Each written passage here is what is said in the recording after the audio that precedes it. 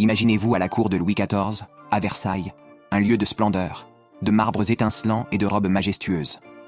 Un endroit où chaque geste, chaque regard, chaque soupir est soigneusement orchestré pour que le roi apparaisse comme un dieu vivant. Mais, croyez-le ou non, sous toute cette magnificence, il y a un petit problème. Un petit problème qui, malheureusement, n'avait pas de solution élégante. Le caca. La princesse palatine, Élisabeth Charlotte de Bavière, belle-sœur du roi, ne manquait pas de piquant dans ses lettres. Elle n'hésitait pas à décrire sans filtre la vie quotidienne à la cour, et ça incluait des détails assez, disons, naturels. Dans une de ses lettres, elle écrit de manière très directe, mais aussi hilarante, sur la gêne des courtisans face à leurs besoins physiologiques. Elle raconte notamment que, à Versailles, tout était impeccable, sauf quand il s'agissait de faire ses affaires. Le décor de Versailles, avec ses vastes salons et ses jardins parfaits, ne laissait pas vraiment de place à la discrétion. Pas de toilettes privées dans chaque pièce, pas de confort moderne. Les courtisans devaient parfois gérer dans les coins les plus discrets, dans un brouhaha de tissus et de pompes royales. Et elle n'hésite pas à préciser que même la reine, malgré toute sa grandeur, n'échappait pas à cette gêne. Elle écrit « Il n'y a rien de plus terrible à Versailles que d'avoir besoin de, vous savez, et d'essayer de le faire en toute discrétion, sans que tout le monde ne soit au courant. Cette scène, où des nobles essaient de trouver un petit coin tranquille pour soulager leur ventre, nous montre une facette assez comique et humaine d'une cour censée être la plus glorieuse d'Europe.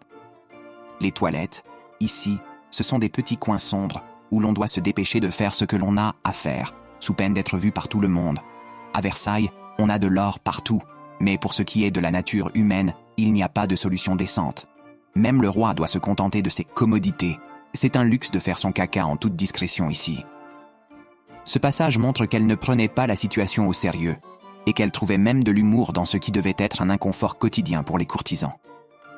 Ce genre de description brise l'image idéalisée de la cour de Versailles, un lieu où tout était censé être parfait. Mais ce n'est pas tout. La princesse, avec son humour acide, se moque aussi des solutions improvisées des courtisans. Entre les fauteuils à repose-fesses, les tentatives maladroites de faire semblant de rien et les regards gênés, la cour de Versailles se transforme en un véritable théâtre de l'absurde. Elle rajoute aussi qu'à cette époque, même les petites toilettes étaient souvent des événements communautaires, où tout le monde devait un peu se supporter dans la plus grande des gênes. Ce qui est fascinant dans ces lettres, c'est qu'elle fait tomber les masques. Elle dévoile ce côté grotesque et terriblement humain de la cour de Versailles. Oui, même les nobles les plus prestigieux avaient leurs moments de faiblesse.